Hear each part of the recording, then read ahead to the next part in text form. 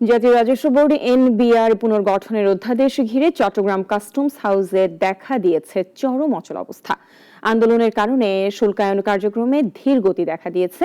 বন্দর এলাকায় জমে গেছে প্রায় ৪৫,০০০ কন্টেইনার। ঈদের আগ মুহূর্তে এমন পরিস্থিতিতে বিপাকে পড়েছেন আমদানিকারক ও শিল্প মালিকরা। চট্টগ্রাম থেকে আরো জানাচ্ছেন একে আজাদ। ১২ মে জারি হওয়া একটি অধ্যাদেশে জাতীয় রাজস্ব বোর্ড বিলুপ্ত করে গঠন করা হয় নতুন দুটি বিভাগ, রাজস্ব নীতি ও রাজস্ব ব্যবস্থাপনা বিভাগ। এই ঘোষণার পরপরই এনবিআর সংস্কার ঐক্য পরিষদের ব্যানারে শুরু হয় কর্মবিরতি। ১৩ মে থেকে ১৯ মে পর্যন্ত চলা কলম বিরতির পর ২১ মে থেকে শুরু হয় পূর্ণাঙ্গ কর্মবিরতি। ফলে শুল্কায়ন কার্যক্রমে বিপর্যয় নেমে আসে চট্টগ্রাম কাস্টমস হাউসে। সীমিত আকারে কিছু কাজ চললেও তা যথেষ্ট ছিল না বন্দর কার্যক্রম সচল রাখতে।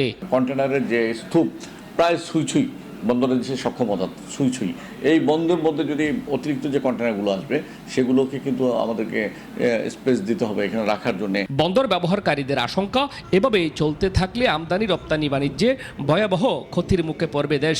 তারা বলছেন দ্রুত একটি কার্যকর টাস্ক ফোর্স গঠন করে কাস্টমস কার্যক্রম সচল করার কথা।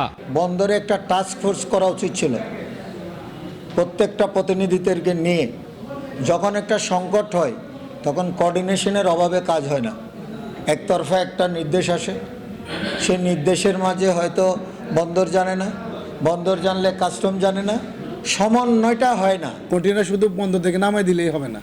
কন্টেনার নামাই দেওয়ার পরে এই ব্যারিয়ার এগুলি যদি থাকে তাহলে তো কন্টেনার জট থাকবেই। আমার এক্সামিনের জন্য পেপারে অ্যাসমেন্ট হচ্ছে না। বন্দর কর্তৃপক্ষ জানিয়েছে কন্টেইনার জট নিরসনে তারা সর্বাত্মক চেষ্টা চালিয়ে যাচ্ছে। তবে ঈদের আগ মুহূর্তে শুল্কায়ন কার্যক্রমে স্থবিরতা শুধু বন্দরের নয়, প্রভাব ফেলছে গোটা সরবরাহ ব্যবস্থায়। দ্রুত সমাধান না হলে ক্ষতির মাত্রা আরও বাড়বে, এমনটাই মনে করছেন সংশ্লিষ্টরা। একে আজাদ, নাগরিক, চট্টগ্রাম। ওয়ালটন আবারও মিলিনিয়ার অফারে ওয়ালটন ফ্রিজ কিনে আপনিও হয়ে যেতে পারেন মিলিয়নিয়ার।